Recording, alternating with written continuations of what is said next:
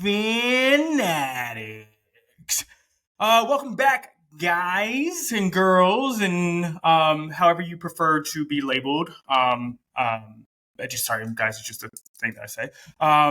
Anyway, we are continuing our 32 in 32, and I gotta tell you, I might be way off at where we are right now. So a little bit of like what I do, I kind of go through every team game by game, kind of how I feel about the team, kind of who the players are. And it's based on data of like how the schedule lays out, how people are traveling, who's on the team, who they lost, who they gained. A lot of it is very simple. It's like what were their record last year? Did they get better or did they get worse? It's more nuanced than that, but for the most part, that's kind of what it is. So at number 26, we have the Tampa Bay Buccaneers. And I think I've actually kind of like tuned out like national media. Sometimes I'll turn on, Fox Sports or ESPN or that kind of stuff, just kind of hear what they're saying.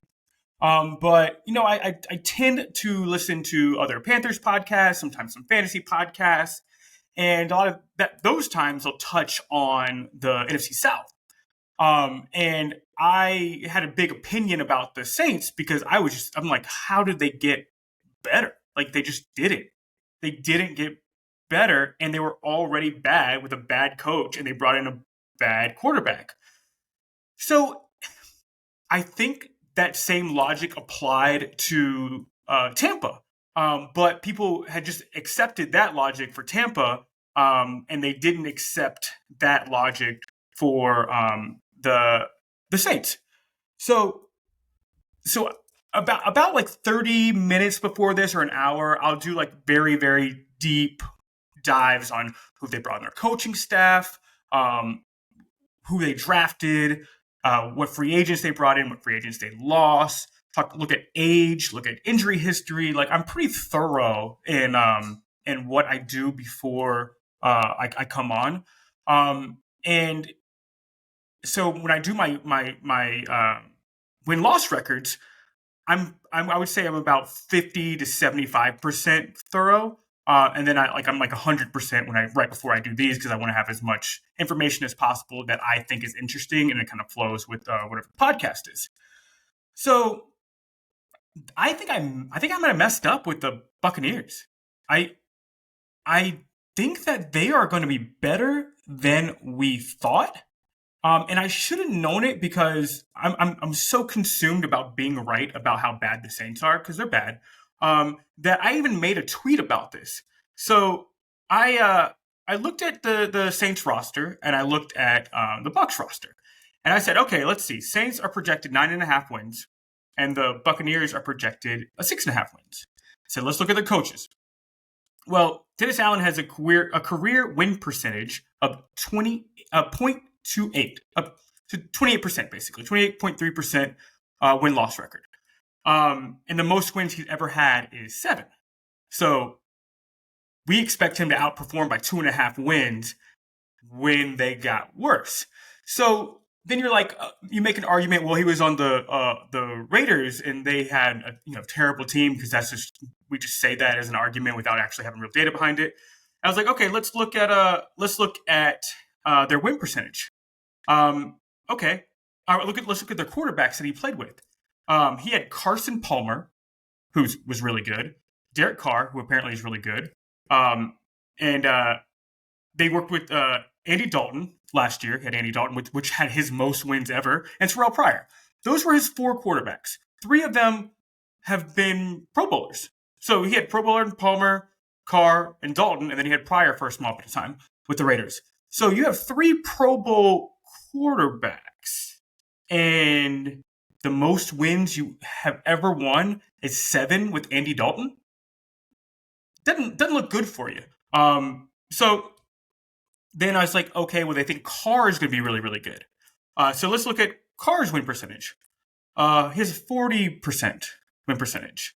Passer rating 91.8 and completion percentage of 64.8. 64.6. All right. I'm going to say the other. I'm going to go. I'm going to say the other one, and then I'll compare line by line, just so it's easier to follow along. So I went to Buccaneers, and they're projected 6.5 wins, so 3 wins less for a team that won the division last year. So Bowles' win percentage is 40%. His most wins ever is 10. So it's. I mean, he's played with. Let's get into the quarterbacks he's worked with. Brady last year, the only year he worked with him. Sam Darnold, Ryan Fitzpatrick, and Matt Moore were his quarterbacks. One had Carson Palmer, Derek Carr, who we think is good, Andy Dalton, and Terrell Pryor. Bowles had Brady last year, but that was only 8 wins. And Darnold, Sam Darnold, Fitzpatrick, and Matt Moore. But he has a higher win percentage. Okay, let's just see what Baker has. So Baker has a 45.8 win percentage. His passer rating is 86.5 for his career, and completion percentage is 61.4. All right, so let's just go through that again and compare even lines. Allen, 28%, most wins 7. Bowles, 40%, most wins 10. Checkmark Bowles. Carr, win percentage, 40%. Passer rating, 91.8. Completion percentage, 64.6. Baker, win percentage, 45.8. Passer rating, 86.5. Completion percentage, 61.4. And Baker's won a playoff game. So I don't think there's a lot of difference between Carr and Baker. I think Baker's bad. I think Carr's bad. I think Carr, he's fine. Like he's played with really great players. He's had to come from behind. He hasn't had a good defense. Nobody's arguing that. Apparently, he has a really good defense now, which he doesn't. So let's just call it even, or even give a slight uptick to the Saints because of Carr. I think that Bowles is better than Allen, and then you can say Carr is better than Baker. Whatever you want to say. They're kind of neck and neck though. They're pretty even. So then you're looking at the rest of the roster, and then I look at these players, and I said, let's the most important players on the team. I just said the best 10. So with the Saints, let's go Carr, Kamara, Michael Thomas, Olave, Ramchick, Jordan, Davis, Lattimore, Matthew, May. I think everybody would kind of consider those the 10 best players on the team. They're 8 Pro Bowlers. 8 Pro Bowlers are on that team of those top 10. So I look at the Buccaneers. I said, what's the best 10 players that are currently on the roster?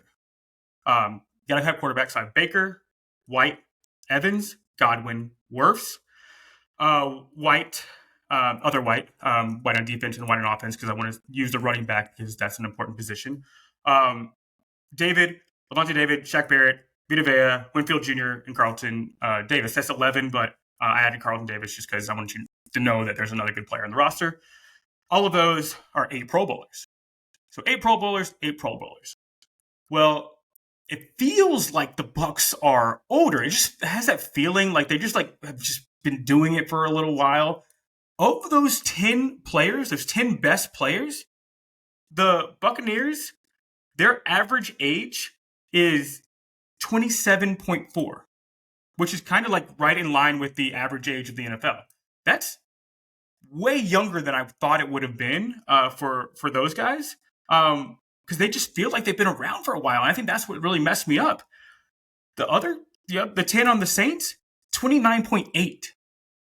Those dudes are old. Those dudes are getting older. And I feel like the Bucs have more good players. All right, so we got that out of the way. I think that they are very similar talent-wise teams, except the Bucs are younger. Baker's younger than Carr. Carr is going to be 33, I think, when he starts the season next year, 32 or 33. They got a lot of dudes, a lot of old dudes. I've touched on the Saints already. I don't need to keep talking about them. But I'm just comparing just the narrative versus what's actually there. Do we think that old Cam Jordan is better than Vita Vea or Levante David, Shaq Barrett, like any of these guys that can get to the passer. I guess you can throw Granderson into the Saints as well, but like they just got better front seven dudes, and then on the back end, I think the Saints have a slightly better secondary, but they're always hurt. So they got that kid Neal. What's his name? Ryan Neal, not Keanu Neal, because they lost him, but Ryan Neal. That is pretty good as a safety. And then you got Carlton Davis and Winfield Jr. That's a pretty good secondary. So I think I got the overall defense. At least the front seven's better, but they're kind of similar on that end. They both have a really good right tackle. The rest of the team isn't very good. The Bucks invested in their offensive line, so the Bucks are PFF has them 14. They have a above average offensive line. They lost Shaq Mason, but they brought in they drafted Mach, I think his name, and they have they still have Jensen. And these guys were all hurt last year, and they have Jensen. They still have worse.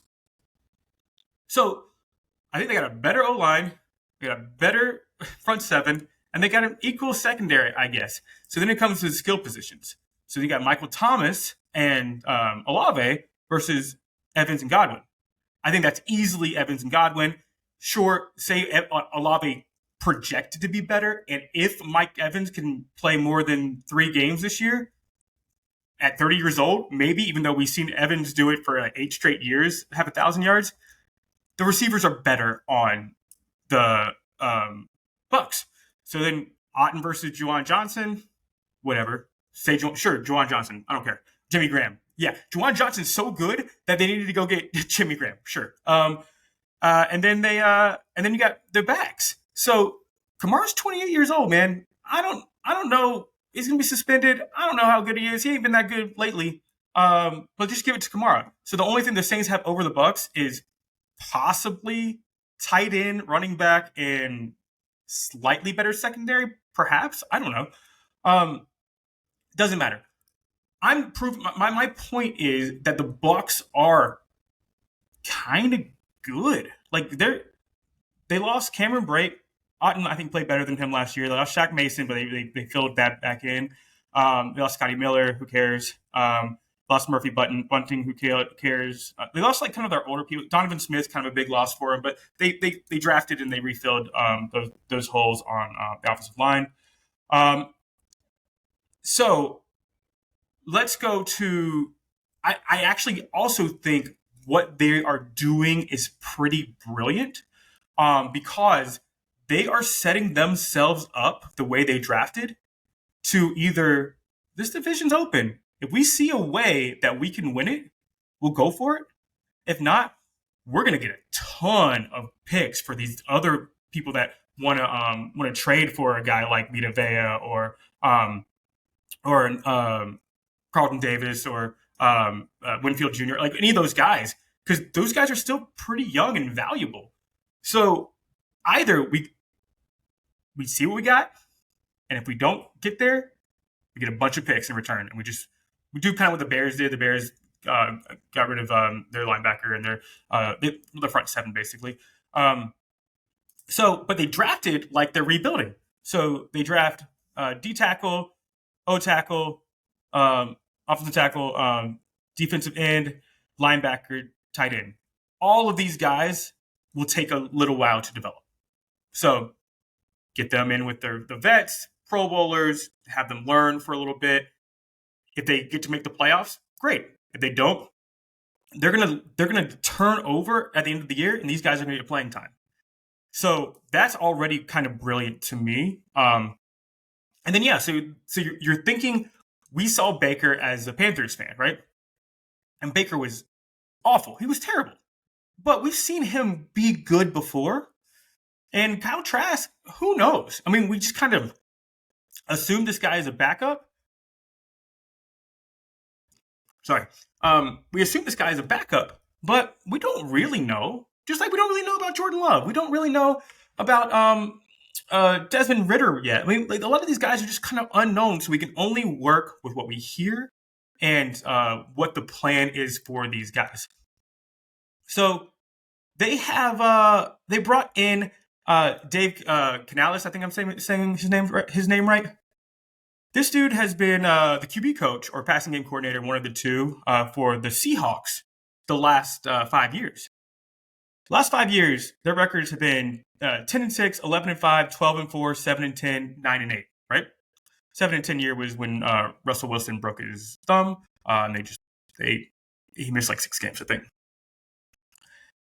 Guess who the quarterback was last year? Another guy that got kind of written off, Geno Smith.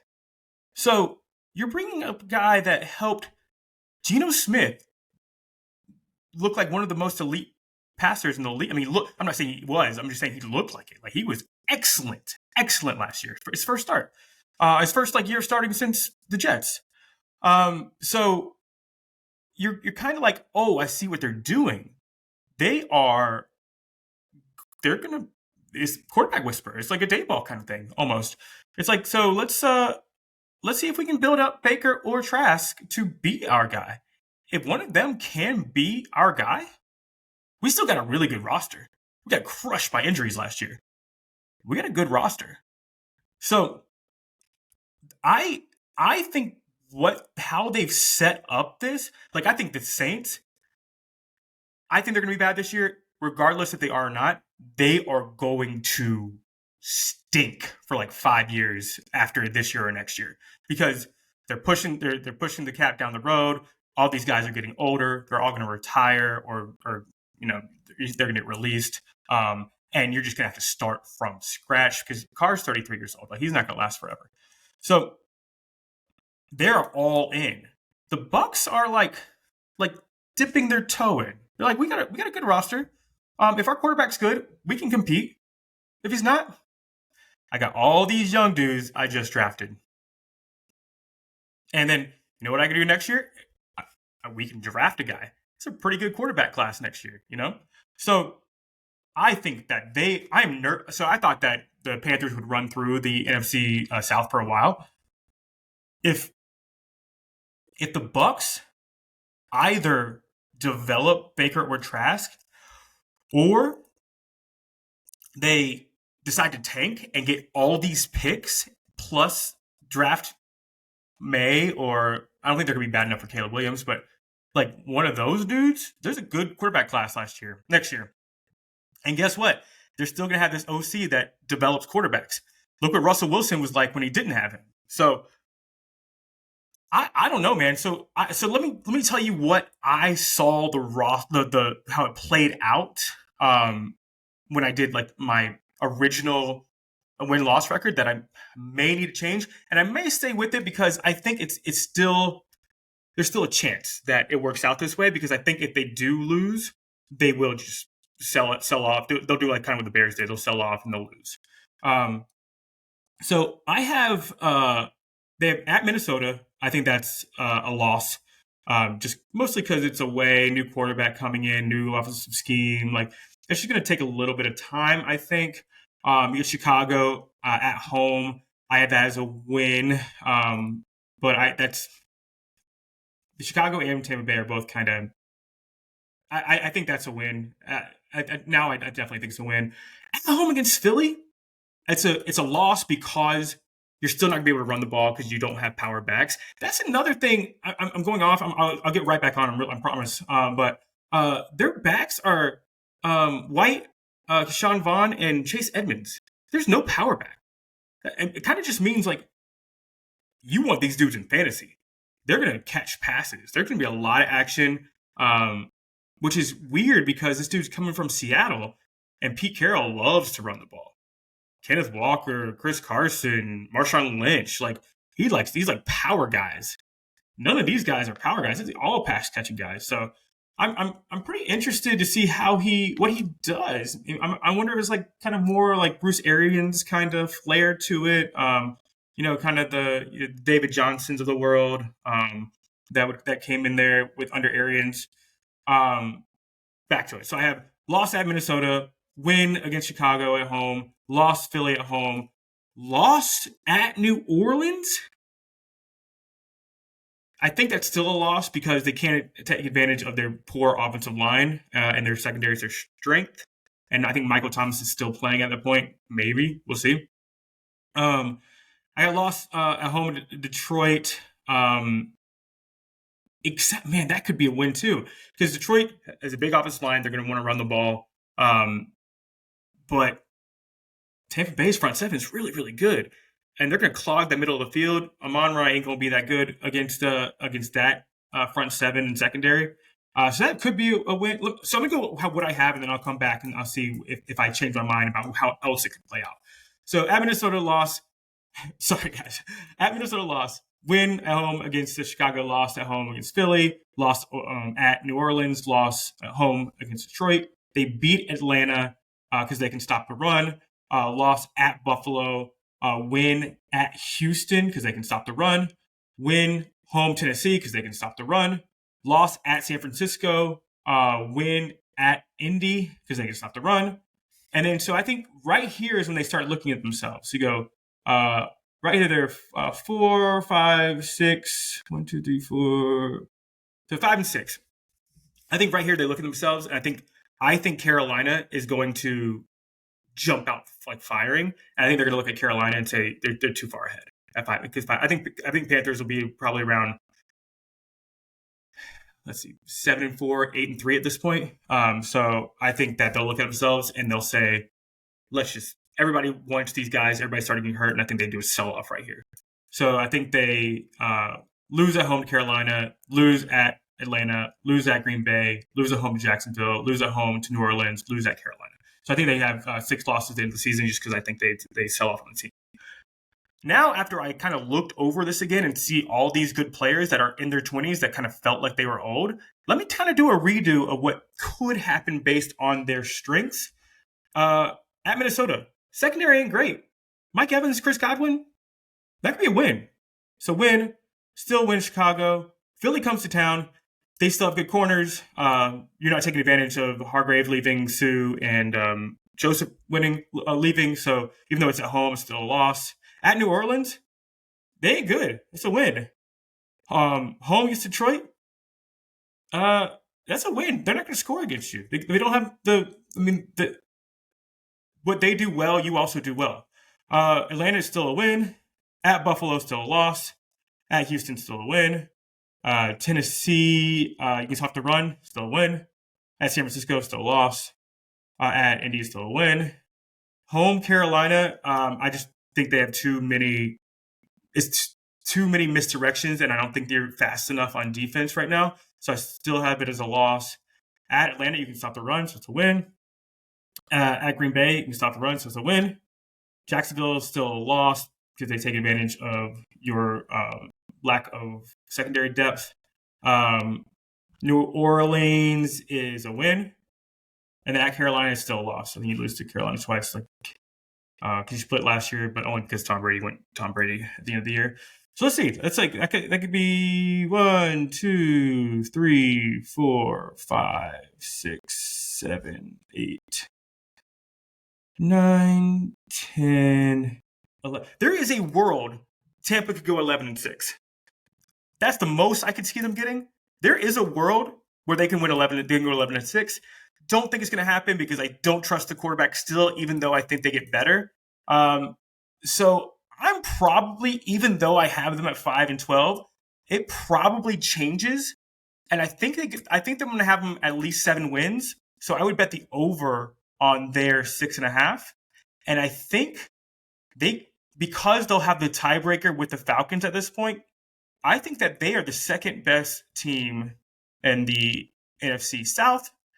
And if I have time, I'll adjust my original rankings, just because I didn't know how good this team still was, because they were only 8-9 last year with Tom Brady.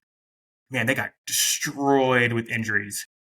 I don't think that Leftwich was a very good OC. You can kind of see that right now. It's not like he didn't get a bunch of offers, I guess. I think this guy, based on record, what he did with Geno, I think Bruce Arians knows offense, and I think this guy's going to be pretty good. It might take him it might be a little learning curve because he's never been a coordinator before, but it could be pretty good. So yeah, I don't know what I'm going to have it, but I'm going to have them better than 26 right now. So if you were a Tampa fan and you were like, like pissed off that I have them the 26th power ranking. That will change just because of the information that I have, and I'm sorry for being lazy, I guess. So if if I am thinking about just off the cusp, I'm probably going to have them 8 and 9 this year, even though I have them 5 and 12 right now. So I'll get those actual rankings out. But they are fluid. They are always changing. Because we have new information. Ngakwe signed with the Bears. Didn't really change it for me, but people will still start signing. There'll still be trades. Um, so yeah, I appreciate you listening. I had no idea I was going to be speaking this long about Tampa, but they're they're good players, motivated because everybody's telling them how bad they are. And just watch out. Watch out for Tampa. They could go for 11 wins. I'm nervous. I think what we do well as Panther fans, they don't do well. I think we have just too much speed, misdirection. Um, I think we also run the ball really, really well. They're basically we will have really good play action. We'll have good offensive line. They won't be able to get to the quarterback a lot. We're getting the ball out quickly. I think that we are going to be able to put up points against them, like we did with Sam Darnold last year. Sam Darnold put up points against them. So I don't think the Panthers have any trouble with Tampa being better than I thought, but they're better than I thought. All right, y'all. I said I was going to come up with some sort of like see you later or like let's go or like whatever kind of sign off. Didn't do it. Sorry about it. But sayonara, suckers.